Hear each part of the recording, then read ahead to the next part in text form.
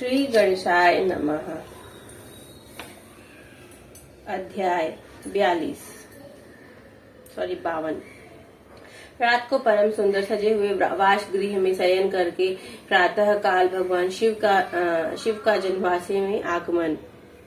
ब्रह्मा जी कहते हैं, तदंतर भाग्यवानों में श्रेष्ठ और चतुर गिरिराज हिमवान ने बारातियों को भोजन कराने के लिए अपने आंगन को सुंदर ढंग से सजाया और अपने पुत्र और अन्य पर्वतों को भेजकर शिव सहित सब देवताओं को भोजन के लिए बुलवाया। जब सब लोग आ गए तब उनको बड़े आदर के साथ उत्तम भोजन पदार्थों का भोजन कराया। भोजन के पश्चात हाथ मुंह धो कुल्ला करके विष्णु आदि सब देवता विश्राम के लिए प्रसन्नता पूर्वक अपने अपने डेरे में गए। मैना की आज्ञा से साध्वी स्त्रियों ने भगवान शिव के भक्ति पूर्वक प्रार्थना करके उन्हें महान उत्सव से परिपूर्ण सुंदर वास भवन में ठहराया। मैना के दिए हुए मनोहर रत्न सिंहासन पर बैठाकर आनंदित हुए शंभू ने उस वास मंदिर का निरीक्षण किया। वह भवन प्रज्वलित हुए सैकड़ों रत्नमय प्रदीपों के कारण अद्भुत प्रभा से उद्भासित हो रहा था। वहां रत्नमय पात्र रत्नों के ही कलश रखे हुए थे। मोती और मणियों से सारा भवन जगमगा रहा था। रत्नमय दर्पण की शोभा से संपन्न तथा श्वेत चवरों से अलंकृत था।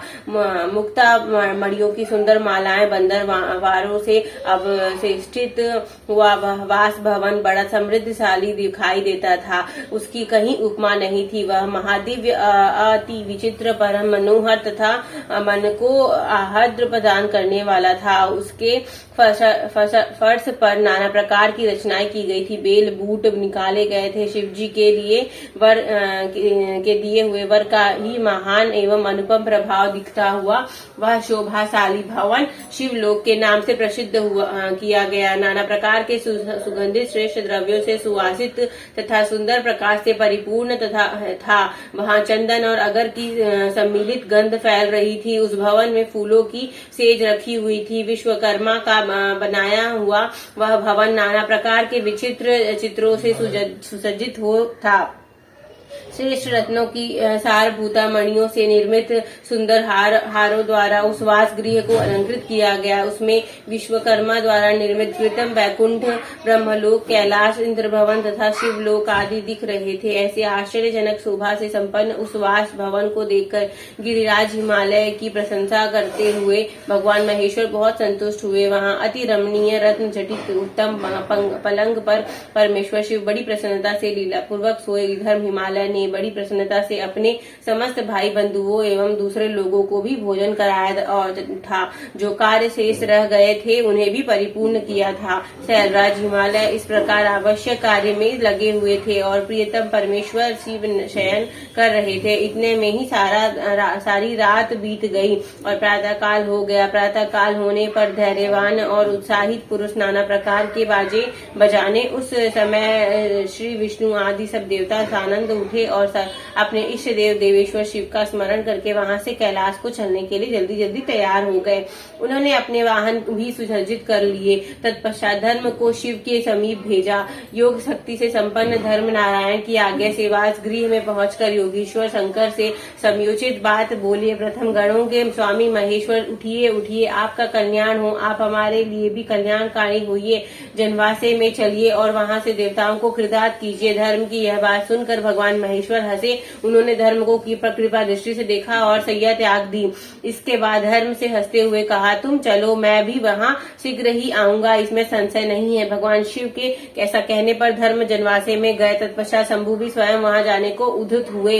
यह जानकर महान उत्सव मनाती हुई स्त्रियां वहां आई और भगवान शंभू के युगल चरणारविंदों का दर्शन करते हुई मंगल गान करने लगी। तदंतर लोकाचार का पालन करते हुए शंभू प्रातः कालिक कृत्य करके मैना और हिमालय की आज्ञा ले जनवासे को गए। मुने उस समय बड़ा भारी उत्सव हुआ। वेद मंत्रों की ध्वनि होने लगी और लोग चारों प्रकार के बाजे बजाने लगे। अपने स्थान पर आकर शंभू ने लोकाचार वश मुनियों को, विष्णु को और मुझको प्रणाम किया। फिर देवता आदि ने उनकी वंदना की। उस समय जय जयकार, नमस्कार तथा वेद मंत्रोच्चारण की मंगलदायिनी ध्वनि होने लगी। इससे सब और कोलाहल छा गया। इस तरह अध्याय 52 समाप्त होता है। चतुर्थी कर्म बारात का कई दिनों तक ठहरना, सप्तऋषियों को समझाने से हिमालय का बारात को विदा करने के लिए राजी होना, मैना का शिव को अपनी कन्या सौंपना और बारात का पूरी की तरह बाहर जाकर ठहरना। ब्रह्मा जी कहते हैं, तदंतर विष्णु आदि देवता तथा ऋषि कैलाश लौटने का विचार करने लगे।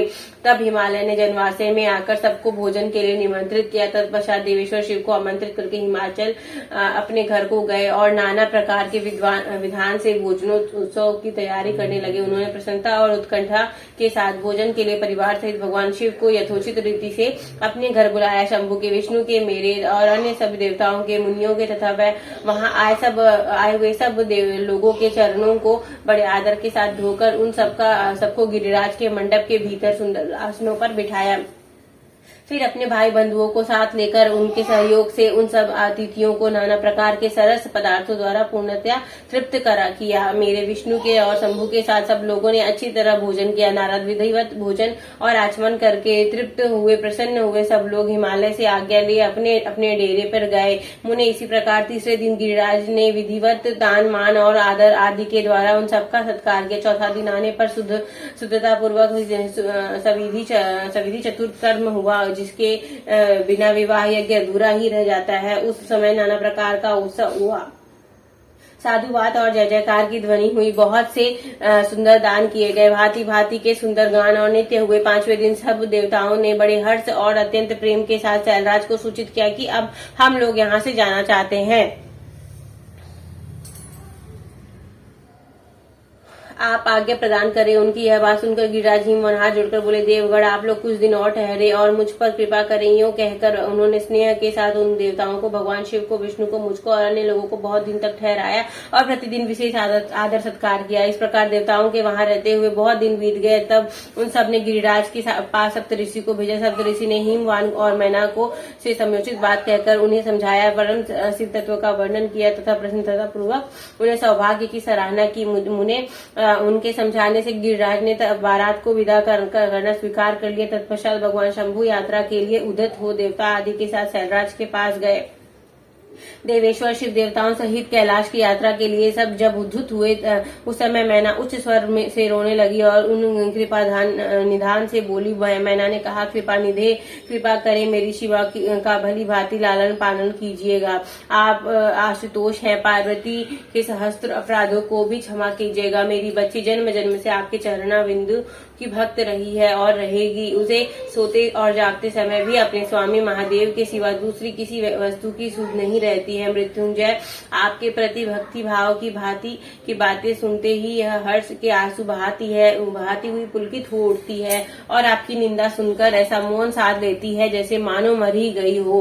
ब्रह्मा जी कहते हैं, नारद ऐसा कहकर मैनाक ने अपनी बेटी शिव को सौंप दिया और उन दोनों के सामने ही उच्च स्वर से रोती हुई मूर्छित हो गई। तब महादेव जी ने मैना को समझाकर सचेत किया और उनसे विदा ले देवताओं के साथ महान उत्सव पूर्वक यात्रा की। वे सब देवता अपने स्वामी शिव तथा सेवक गणों के साथ चुपचाप कैलाश पर्वत की ओर प्रस्थित हुए। वे मन ही मन शिव का चिंतन कर रहे थे। हिमाचल पुरी के बाहरी बगीचे में आकर शिव सहित सब देवता हर्ष और उत्साह के साथ ठहर गए और शिवा के आगमन की प्रतीक्षा करने लगे। मुनीश्वर, इस प्रकार देवताओं सहित शिव की श्रेष्ठ यात्रा का वर्णन किया गया है। अब शिवा की यात्रा का वर्णन सुने, जो विरह, व्यथा और आनंद दोनों से संयुक्त था। इस तरह अध्याय 53 समाप्त होता है। हर हर महादेव, शिव शंभु की जय, पार्वती पते की जय। ओम जय शिव ओंकारा, प्रभु हर शिव ओंकारा, ब्रह्मा विष्णु सदा शिव अर्धांगी धारा। ओम जय शिव ओंकारा, एकानन चतुरानन पंचानन राजे, हंसासन गरुणासन वृषवाहन साजे। ओम जय शिव ओंकारा, दो भुज चार चतुर्भुज दस भुज अति सोहे त्रिगुण रूप निरखता त्रिभुवन जन मोहे। ओम जय शिव ओंकारा अक्षमाला बनमाला रुंडमाला धारी चंदन मृग मद सोहे भोले शशिधारी। ओम जय शिव ओंकारा श्वेतांबर पीतांबर बागंबर अंगे सनकादिक गरुणादिक भूतादिक संगे। ओम जय शिव ओंकारा करके मध्य कमंडलु चक्र त्रिशूल धरता जग करता जग भरता जग संहार करता। ओम जय शिव ओंकारा ब्रह्मा विष्णु सदा शिव जानत अविवेका प्रणवाक्षर मध्य ये तीनों एका। ओम जय शिव ओंकारा काशी में विश्वनाथ विराजत नंदी ब्रह्मचारी नित उठी भोग लगावत महिमा अति भारी। ओम जय शिव ओंकारा त्रिगुण शिव जी की आरती जो कोई नर गावे कहत शिवानंद स्वामी मन वांछित फल पावे। ओम जय शिव ओंकारा बोलो हर हर महादेव की जय पार्वती पते की जय शिव शंभू हर हर महादेव श्री शिवाय नमः।